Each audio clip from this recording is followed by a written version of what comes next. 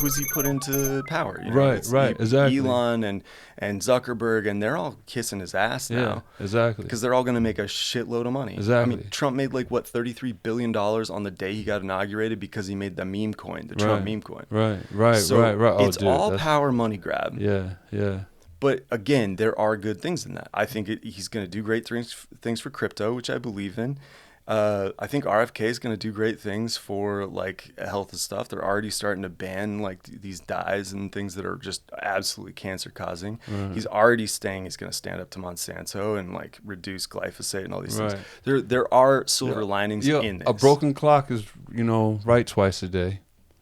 For sure. Yeah. But we can't look at everything just all doom and No, gloom. you can't. I mean, through every negative comes some positive. So there are some positives in this, of course. I mean, because, there's some things that I ain't agree with. There's a lot of things on the Democratic platform that I ain't agree with. For sure. But that's the thing, dude. I don't agree with anything on anybody's platform 100%. So it's almost like you got to take the good with the bad. Yeah. But, dude, there's a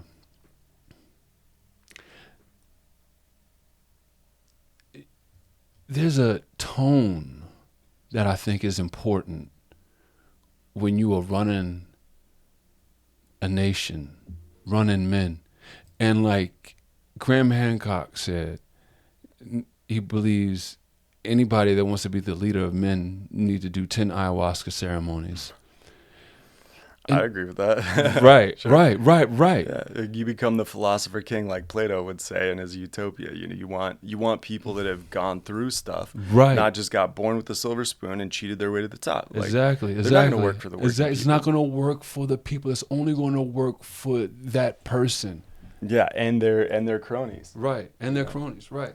So it's like I don't understand the fascination that people have.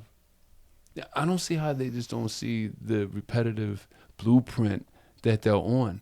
I mean, I feel like, for instance, and the thing is, I feel like the consciousness is telling on itself in subtle ways.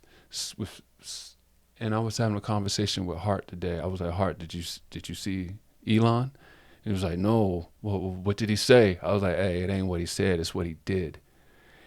And then I was like, here, I'll send you the video.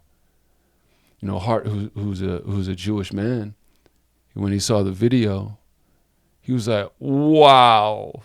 The video where he gave something looking like a Heil Hitler type thing. Yeah, dude. And that is a straight Nazi salute. That is where they get it from. So what I'm saying is, now I got to be careful in saying this. Do I think Elon is a Nazi? No, I don't. I don't think something's going to happen to it. Man, the universe is funny, like I told you before. Oh, really? You don't think so? But what I'm saying is, I don't think this is a repeat of what happened in the 1940s in Germany. Hopefully not. But I do think there are going to be some things that are going to be put in place where people are going to be disenfranchised, and it's going to be people of minority. And you hear the rhetoric, they talking about want to get rid of the birthright citizenship. Mm-hmm. Like, that's one of the things that America was founded on. Or like this, if you're born here, you are an American. Like, they want to get rid of that. I mean, and it's only when you dissect who these people are that they're trying to take that away from. Mm-hmm. It's not people coming over from Sweden. It's not Canadians, man. Yeah. It is people of minority and color. Yeah.